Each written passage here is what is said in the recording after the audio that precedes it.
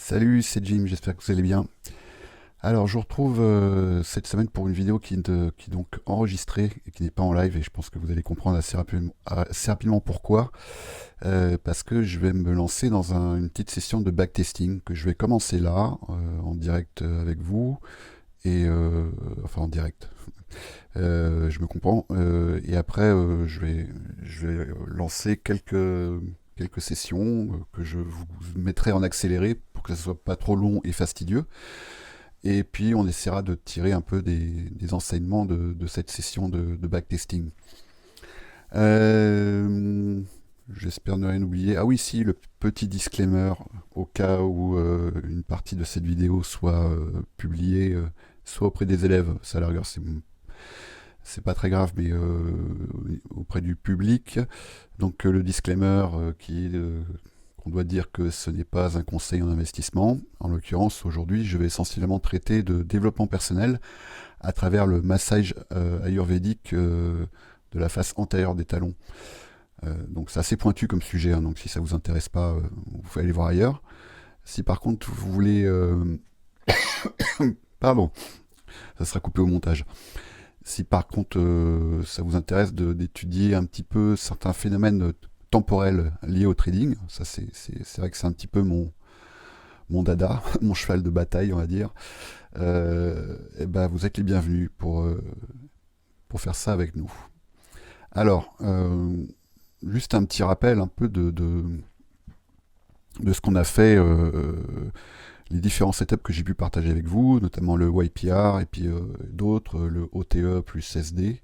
J'ai pas encore trouvé de nom un peu sexy à ce setup, il va falloir que j'en trouve, hein. Si vous avez des idées d'ailleurs, n'hésitez pas. C'est basé sur le modèle 2022 de ICT, hein, qui est donc une prise de liquidité. Voilà, en admettant qu'ici on est à un niveau de liquidité, une zone de stop, parce que je sais qu'il y en a qui n'aiment pas qu'on dise liquidité, mais en l'occurrence c'est ma vidéo, donc je dis ce que je veux.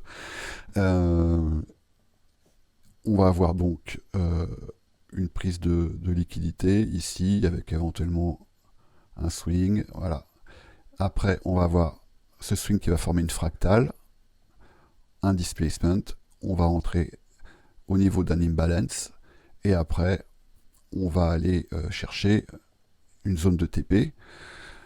Cette zone de TP, elle peut être basée sur une autre zone de liquidité, qui peut être par exemple une zone d'imbalance ou une nouvelle zone de stop, en l'occurrence une sell side liquidity. Mais ça peut aussi très bien être juste un TP fixe, en l'occurrence par exemple un 2 pour 1. Hop, on se place au-dessus et on target un 2 pour 1, par exemple, ou un 3 pour 1, ou un 128 000 pour 1, ça c'est vous qui voyez. Je vous conseille pas la dernière option, mais en tout cas, entre 2 et 3 pour 1, c'est quelque chose qui est raisonnable, on va dire. Et puis surtout, vous savez, si vous avez vu mon premier live, que avec un setup, avec un RR de 2 pour 1, on est à l'équilibre avec deux positions perdantes sur 3. Ce qui est quand même assez ouf. C'est-à-dire qu'au-delà d'une position gagnante sur 3, on est en gain. Ça va pas forcément être des gains monstrueux, mais on est en gain. Et l'important dans le trading, ça reste quand même, la première règle, c'est quand même de maintenir le capital à flot, on va dire. Donc voilà. Alors là, aujourd'hui, ce que je voulais regarder avec vous, c'est cette fameuse fenêtre dont vous avez certainement entendu parler, ne serait-ce qu'avec moi, et peut-être aussi à travers d'autres vidéos, parce que c'est un concept qui a été notamment bien développé par ICT sur son mentorat 2023. C'est la fameuse Silver Bullet. Alors la fameuse Silver Bullet, c'est une fenêtre temporelle spécifique, et il y en a trois. Donc là je parle en horaire heure américaine, heure de New York en l'occurrence, c'est-à-dire UTC-5. Enfin UTC-5 l'hiver et UTC-4 l'été. Donc il y en a trois. Il y a celle qui va de 3 heures à 4 heures pendant la London. Donc c'est à l'ouverture de la London, en gros la session boursière de la London. On en a une qui va de 10 heures à 11 heures. Donc c'est une demi-heure après l'ouverture de Wall Street, donc New York. Et on va en avoir une autre qui va être juste après la lunch time de New York, qui sera de 14h à 15h, heure de New York toujours. Donc ce sont des petites fenêtres temporelles qui durent 1 heure, et à l'intérieur de laquelle on va pouvoir observer des mouvements de volatilité qui vont être intéressants à exploiter. Alors, en ce qui concerne les indices, parce que c'est essentiellement là-dessus que ICT a développé ce concept, bon, je pense que vous allez trouver pas mal de vidéos, notamment sur des vidéos sur YouTube, qui démontrent que c'est un concept qui est efficient. À tel point que lui, il avait quand même annoncé ça en disant do this and quit your job in 90 days, je crois. Faites ça et quittez votre travail en 90 jours. Alors, bon, quittez votre travail pour faire du trading, moi je vous le conseillerais pas, je me le conseille pas non plus. Euh, mais par contre, en ce qui concerne le fait d'être consistant, efficient en utilisant cette fenêtre temporelle, oui, ça moi je peux vous le dire. Notamment sur les indices, sur Euro-USD, sur le gold. Euh, c'est vrai que moi je traite pas beaucoup le Bitcoin. Je me suis mis à le trader un petit peu plus depuis que j'anime ce salon VIP, parce que je sais bien que parmi vous il y en a beaucoup quand même qui sont essentiellement exposés aux cryptos et qui ne traitent pas trop les trade fees. Donc on va regarder un peu ce que ça peut donner comme résultat, ce concept du silver bullet sur le Bitcoin. Donc j'ai préparé je vais l'afficher ici, j'ai préparé une feuille de backtesting. Et moi, mon objectif, c'est de regarder les 2 premières semaines de septembre. Alors j'ai déjà préparé, vous voyez, pour chaque jour, on a 3 fenêtres. Donc j'ai indiqué ici le lundi, mardi, etc. Donc on a 2 semaines qui vont du lundi 4 au dimanche 17. À chaque fois, j'ai indiqué l'heure précise du début du silver bullet.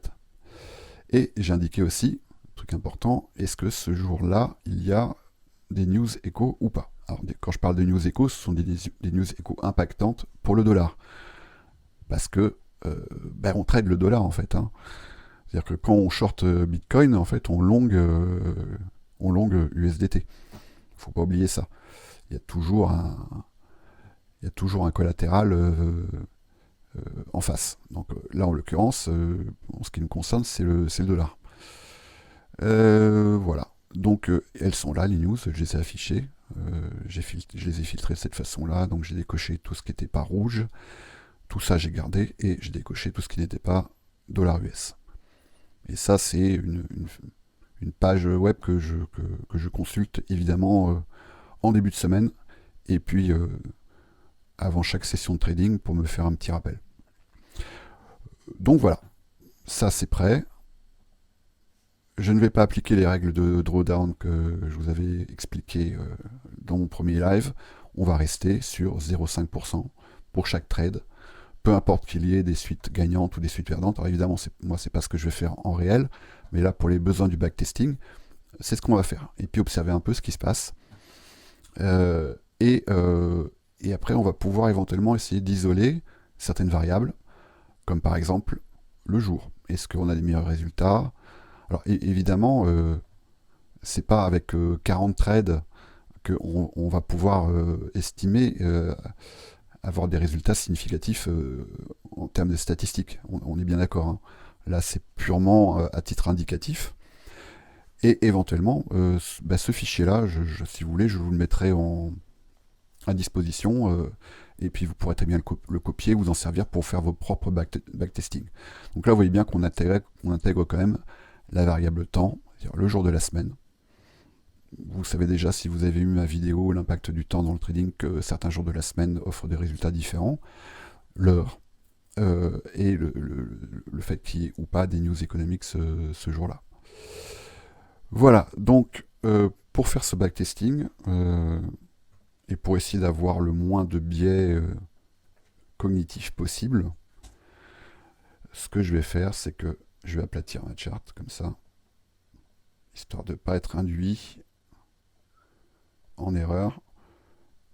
je le fais parce que j'ai quasiment pas tradé Bitcoin en août et en septembre. Enfin, en tout cas, très très peu. Donc, j'ai pas trop de souvenirs de ce que des jours particuliers, des heures particulières, le prix a fait. Parce que bon, je sais évidemment comment dire, la tendance qu'il y a eu, mais quand on trade en une minute, la tendance, vous allez voir que ici, c'est un modèle qui ne nécessite pas de biais. Donc ça, c'est quand même pas mal. C'est-à-dire qu'on peut très bien shorter dans une tendance haussière ou longue dans une tendance baissière sur ces fenêtres-là. Donc j'aplatis ma charte et ensuite je vais revenir donc, je vais me mettre en daily. Hop là. J'aurais même pu me mettre en 1 heure en fait, ça sert à rien de me mettre en daily. Et donc je vais revenir le 4 septembre.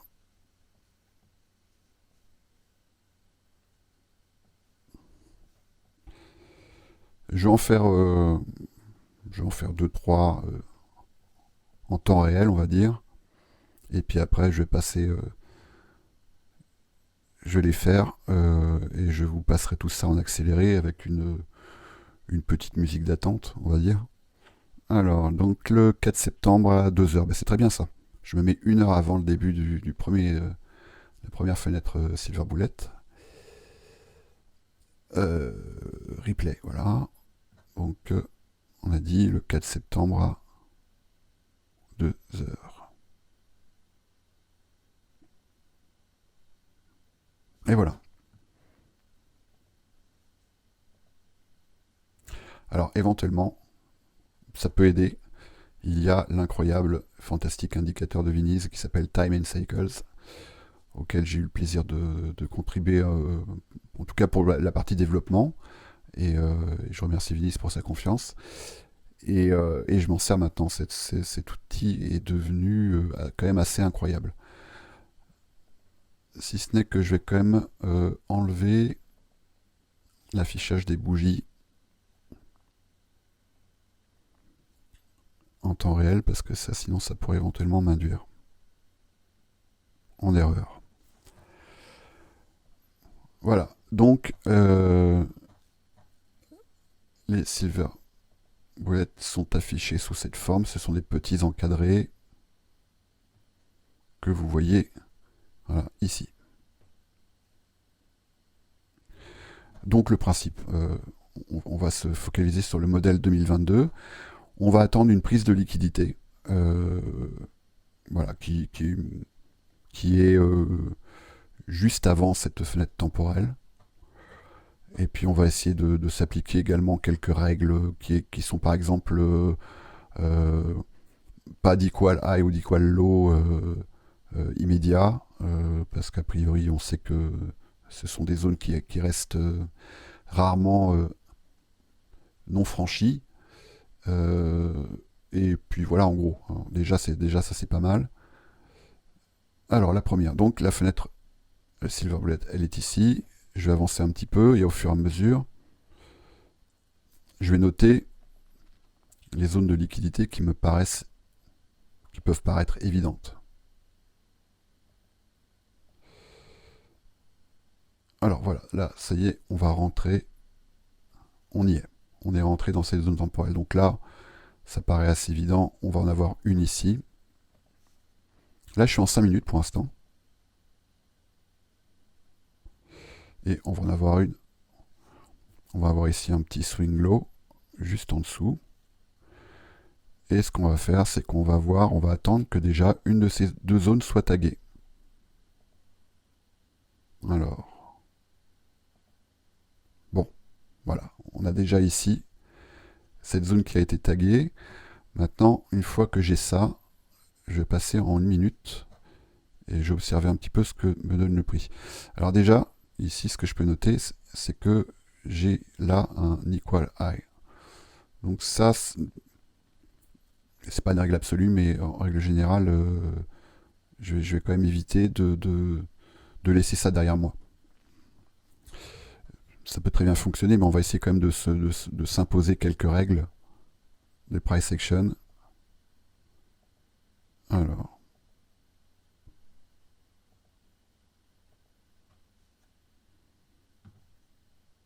l'instant, rien.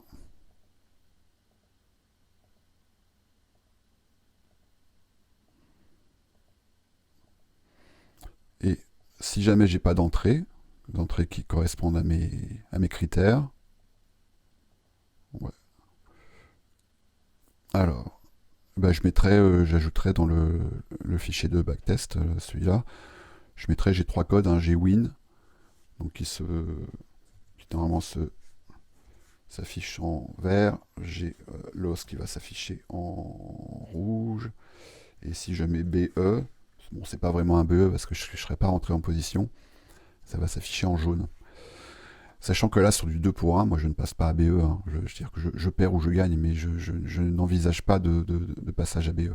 Pas sur des mouvements aussi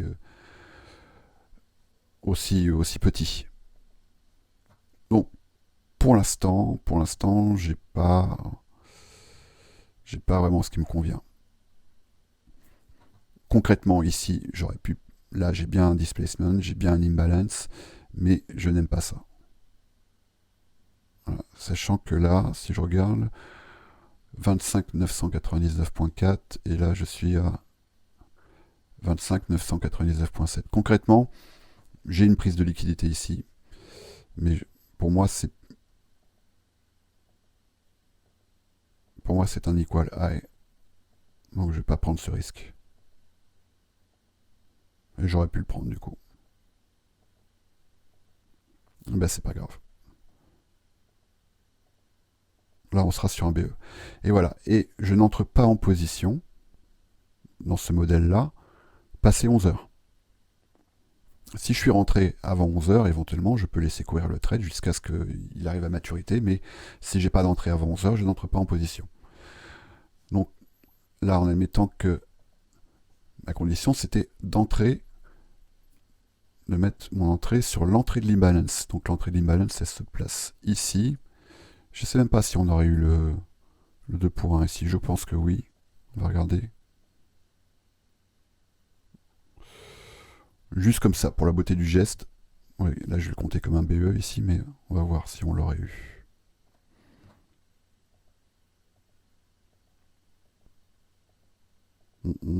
C'est pas gagné. C'est pas gagné.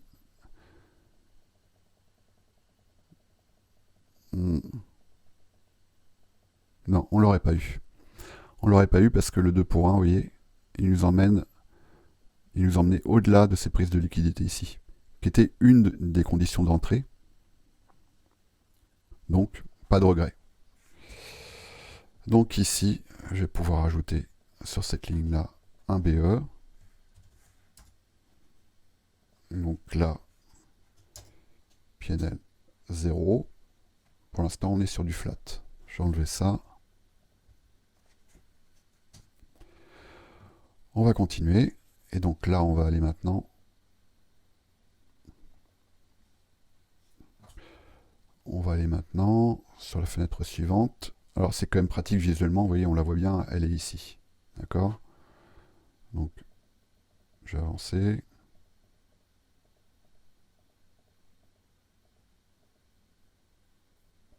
Alors, ouais, je vais peut-être avancer un peu trop. Non, c'est bon. 9 heures, elle est là. Donc, lorsque j'arrive à l'entrée de cette fenêtre temporelle, je vais marquer. Voilà, ça y est, on y est. Je vais marquer les zones de liquidité qui me paraissent évidentes en 5 minutes. Donc, je vais en avoir une ici. Alors, ici, pourquoi pas, j'ai un petit swing low. Je serais plus emballé par si on venait taguer celle-ci ou celle-ci. On va voir. Je ne vais pas les noter pour l'instant. On va voir ce que le prix va nous réserver.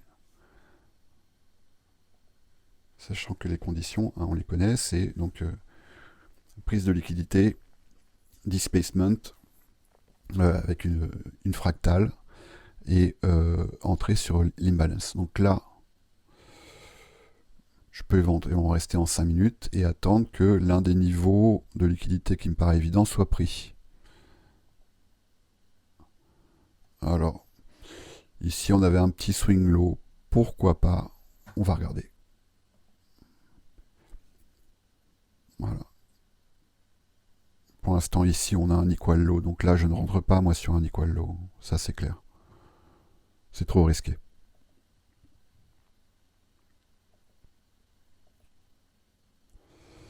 Alors, bon, eh ben, j'ai l'impression que c'est plutôt cette BSL. Ouais. Alors, est-ce qu'elle va être prise? On est à combien là? Ici, on est à 25 899.4. Et là, 25 899.9. Donc techniquement, on a bien ici une prise de liquidité à cet endroit-là. Sur cet equal high. Donc, où est-ce qu'on a une fractale? Pour l'instant, ici, moi, j'en vois pas de fractale en une minute. On va regarder. Pour l'instant, non. J'ai pas ce qu'il me faut. Alors ici, on a bien là un swing low. Je pourrais envisager quelque chose. Peut-être on va attendre que là, ça soit clôturé. Je suis pas fan quand même ici. Allez, on la tente. On la tente parce que, par contre, ce qui m'intéresse, c'est de savoir est-ce que je peux TP. Mon TP en 2 pour 1, il va correspondre à peu près à ce swing low. Un tout petit peu plus. Donc pourquoi pas? Pourquoi pas? On va tenter. Ok. Allons-y.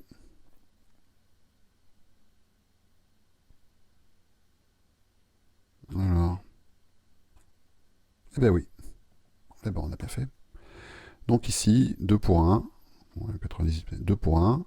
On est sur la fenêtre temporelle 10h, 11h. On va le rentrer. Et puis j'en ferai encore un. Puis après le reste, je le ferai en. Je vous le repasserai en mode accéléré. Donc ici, on est sur un win.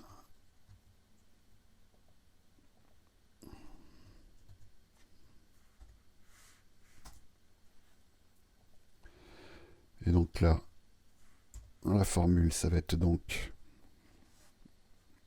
Alors 0,5 fois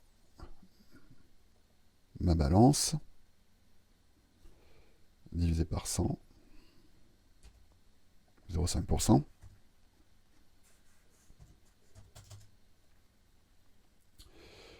multiplié par mon ratio risque qui est de 2.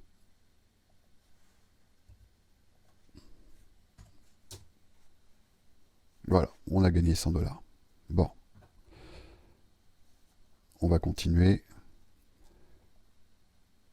Je vais aller sur la fenêtre suivante qui est ici.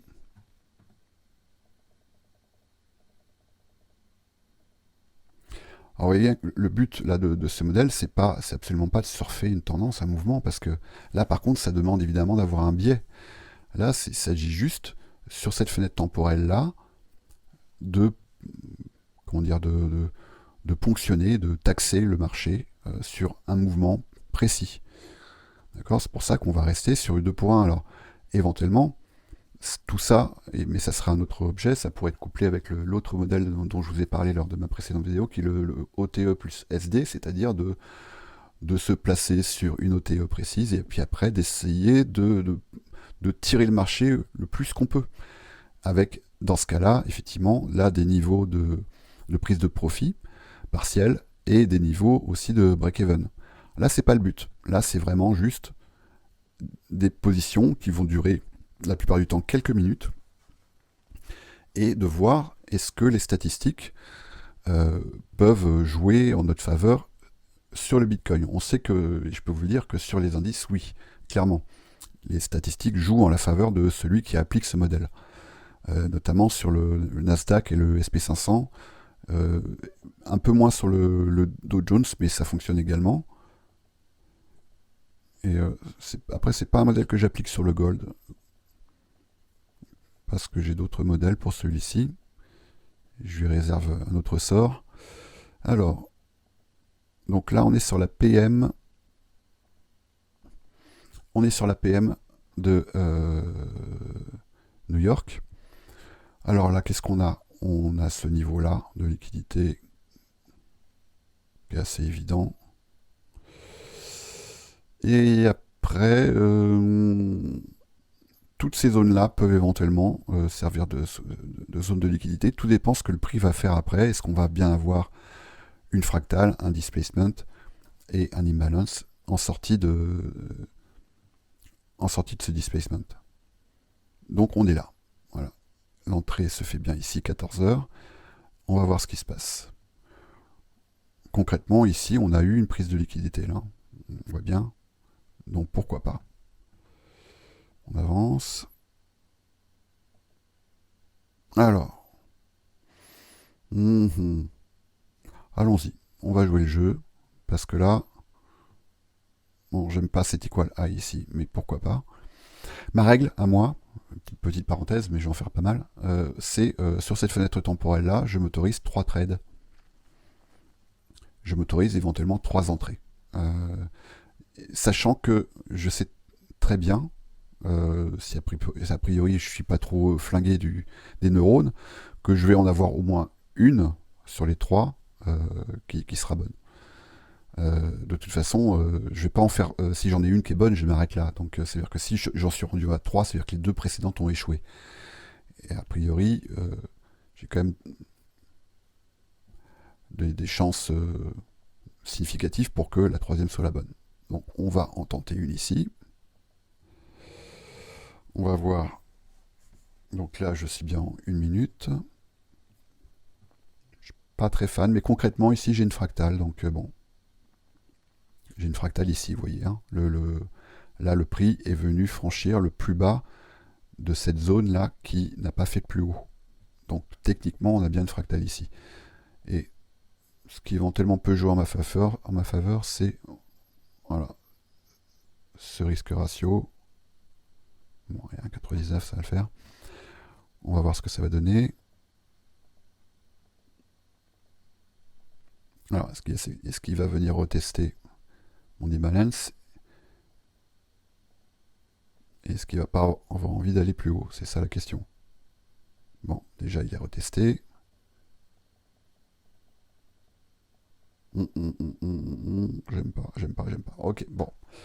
Ici, on a une perte déjà. Donc là, ici, on a perdu un R. On va voir ce que le prix va nous faire ici maintenant qu'il est venu taguer cette zone.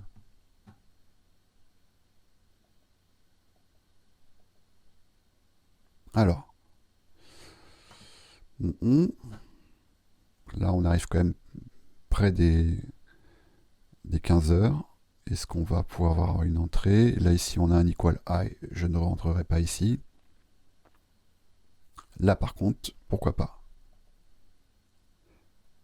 Alors, là, j'ai bien mon imbalance ici. Donc, on va tenter une seconde entrée à cet endroit. Dans ce cas-là, évidemment, je fais une moyenne hein, sur mon fichier de backtest. Je fais un cumul des deux positions.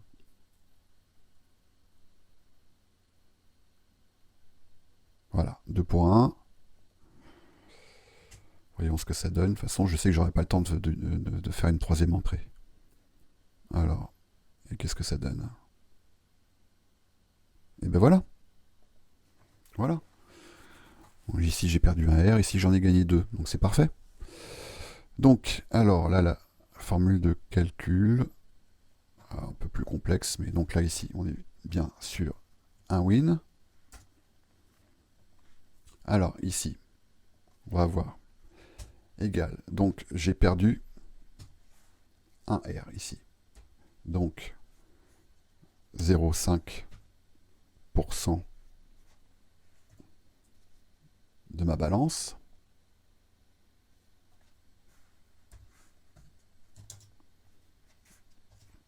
Voilà, donc là j'ai déjà perdu 0,5%. Et d'accord. Ah, qu'est-ce que j'ai mal fait? Ah oui, d'accord, j'ai oublié une parenthèse.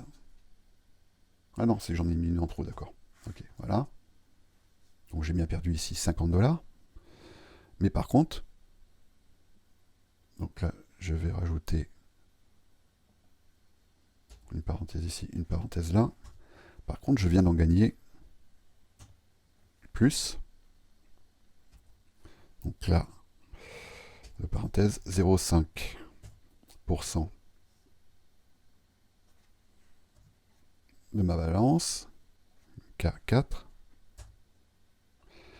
Cette fois-ci, donc divisé par 100. Et là, ratio 2 pour 1 multiplié par 2. Et là, j'ai encore une parenthèse de trop. Qu'est-ce que j'ai fait? Ouais, c'est ça.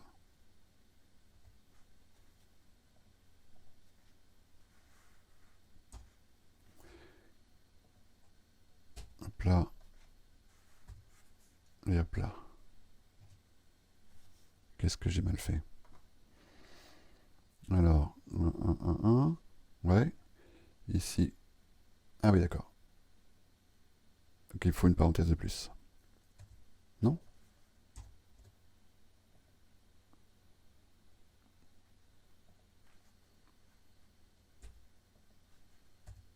Voilà. Donc là, j'ai bien gagné. J'ai perdu 50 $, j'ai gagné 100 $. Donc voilà ma balance ici maintenant. Ok, eh ben, je vais continuer. Je vais vous passer tout. Donc je vais le faire, hein. Je vais garder évidemment, je vais continuer l'enregistrement, mais simplement, je vais passer tout ça en accéléré parce que là, si en plus je m'amuse à parler en même temps, bah, ça va prendre des plombes. Et puis on se retrouve après, et puis on essaiera de faire un petit bilan de tout ça. Allez, c'est parti.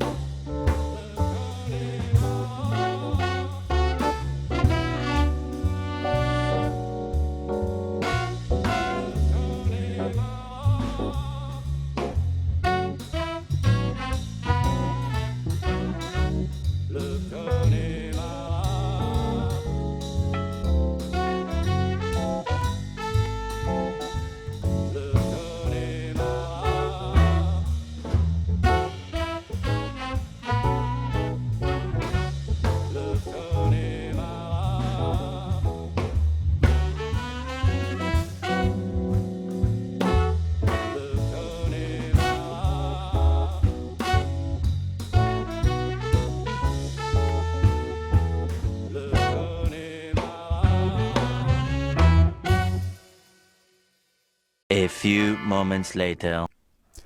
Alors, voilà ce qu'on observe. Donc ça c'est intéressant quand même. Évidemment, je ne sais pas si je l'ai déjà dit, mais significativité ici, en tout cas au niveau statistique, vraiment très relative. Hein, parce que là, voilà le nombre de positions qu'on a passé, 26. Sachant que BE, ici, c'est pas vraiment BE, c'est NE en fait, hein, No Entry. Ce sont des endroits où on n'avait pas les conditions pour entrer. Donc, sur ces 26 positions, on a quand même un win rate de 65%. on est parti d'une balance de 10 000 $, et au bout de ces 2 semaines, on est sur une balance sur des profits de 713 $. Donc une balance totale de 10 713 $, c'est-à-dire un profit de 7%. Voilà. Donc c'est quand même assez intéressant. Ensuite, ce qu'on peut observer, on va regarder un peu l'impact déjà des jours. Donc je trier par ici. Alors, dimanche, on est sur 1 sur 2. Jeudi, lundi,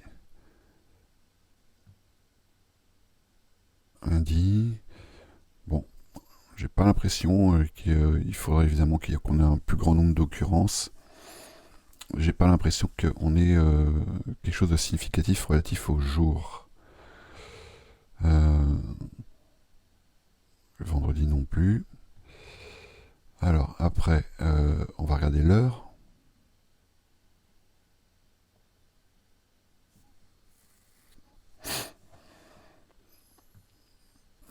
Par rapport à l'heure, alors comme ça, à vue d'œil, j'ai l'impression qu'on a de moins bons résultats sur la London, proportionnellement évidemment, hein. Et que ça a l'air d'être la New York AM et PM qui offre les meilleurs résultats. Voilà en gros. Alors bon, je vais me remettre ici. Voilà. Donc, bah, évidemment, il faudrait. Je vais publier ce fichier-là si vous souhaitez pour que vous puissiez l'éditer. Il faudrait quand même qu'on ait au moins 2 à 300 occurrences, ce qui permettrait de couvrir déjà. Donc là, on est sur 40 pour 2 semaines. Donc ça fait 80 pour un mois, ça fait donc 160 pour 2 mois. Pour 3 mois, ça ferait oui, c'est ça, à peu près 200 occurrences, pour qu'on puisse avoir quelque chose de significatif.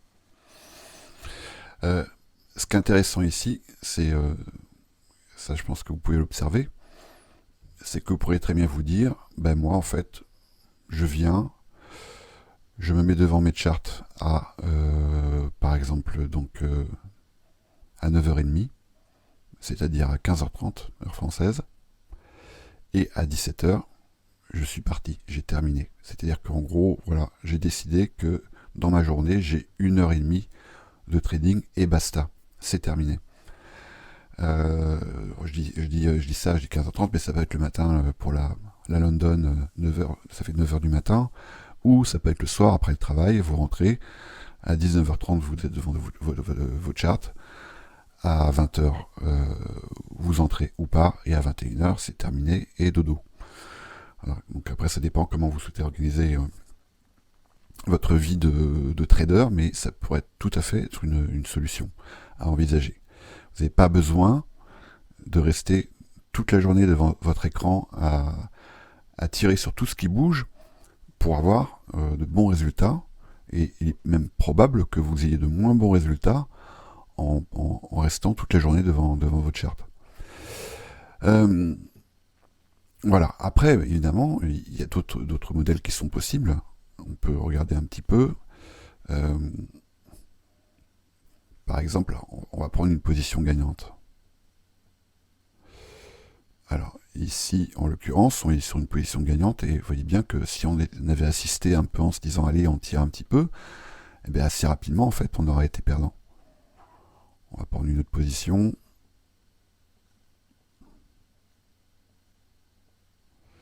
Alors, on va quand même simuler un petit peu. Bon, par exemple, sur celle-ci, on va dire, tiens, on va regarder ce que ça aurait pu donner avec le modèle OTE plus SD. Donc, OTE plus SD, on est donc sur une entrée sur les 0,59. Est-ce qu'on l'aurait eu? Oui. 0,59, on est ici. C'est le signe, le trait rouge. Et après,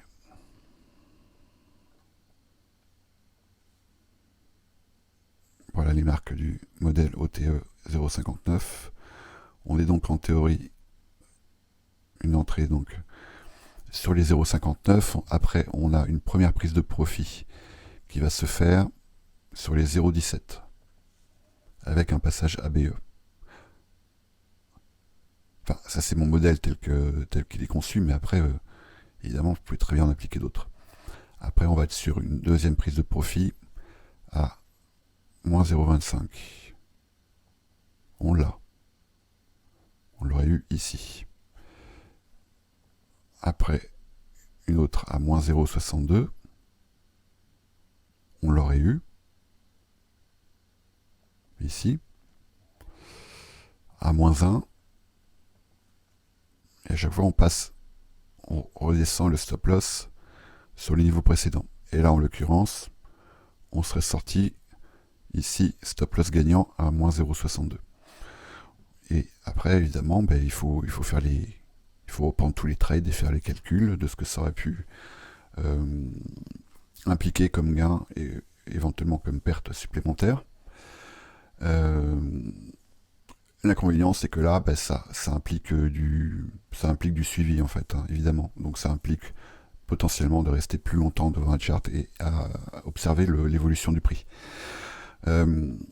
L'avantage de ce modèle-là, c'est qu'à la rigueur, moi je me suis permis plusieurs entrées par fenêtre Silver Bullet, mais ça pourrait très bien être aussi, une fois que l'entrée est faite, après vous quittez l'écran et vous laissez le prix faire son job. Et puis voilà, et puis vous, à la rigueur, vous revenez plus tard pour voir un peu ce que ça peut avoir donné. Alors évidemment, des modèles comme ça, il y en a plein. Là, ça en est un. L'objectif là de cette session, c'était plus de voir ce que peut donner un modèle comme le Silver Bullet sur un actif comme Bitcoin. Libre à vous d'essayer de voir ce que ça peut donner sur ETH, voire même sur d'autres altcoins, sur un nombre d'occurrences qui soit suffisamment important pour que vous puissiez en dégager des statistiques. Donc là, on peut en voir éventuellement une petite tendance en disant que oui, là, sur 40 positions potentielles, on a eu 26 entrées, et que sur ces 26 entrées, on a eu un win rate de 65%. Est-ce que ce win rate va rester comme ça si on augmente le nombre d'entrées sur 1 mois, 2 mois, 3 mois? Je ne le sais pas. À vous de voir. Et à vous d'essayer. Je vais m'arrêter là pour aujourd'hui, parce que là je vais avoir un petit peu d'édition quand même à faire, et puis évidemment on en discute ensemble dans le Discord. Alors il est bien évident que mes entrées là, elles sont aussi basées beaucoup sur mon interprétation du price action. Il est sûr qu'à certains endroits j'aurais pu avoir certaines conditions qui m'auraient pu permettre d'entrer et sur lesquelles j'ai décidé de ne pas entrer parce que j'estimais que les conditions n'étaient pas tout à fait là. Donc, il est évident que comment vous interprétez ce principe là, de prise de liquidité, de displacement, d'entrée sur un imbalance, à quel endroit de l'imbalance, etc., ça va quand même aussi beaucoup jouer sur votre win rate. Ça peut éventuellement l'améliorer par rapport au résultat que j'ai, ça peut aussi le diminuer. Donc ça veut dire qu'une fois que vous avez passé l'étape du backtest, il va pas falloir passer par une étape de trading en démo pour voir ce que ça peut donner et dans quel sens ça peut différer les résultats. Allez, je vous dis à très bientôt. Le prochain live, je ne sais pas quand est-ce qu'il va avoir lieu. Je suis pas mal occupé là dans les jours qui arrivent. Donc ce sera pas forcément toutes les semaines d'ailleurs, donc on verra. Et puis il faut aussi qu'il y ait un sujet. Là, dans un premier temps, moi je pense que c'est pas mal que vous passiez du temps quand même sur les modèles que j'ai partagés avec vous, et il commence à y en avoir quelques-uns, et à voir un peu ce que ça peut donner comme résultat. Allez, à bientôt. Salut!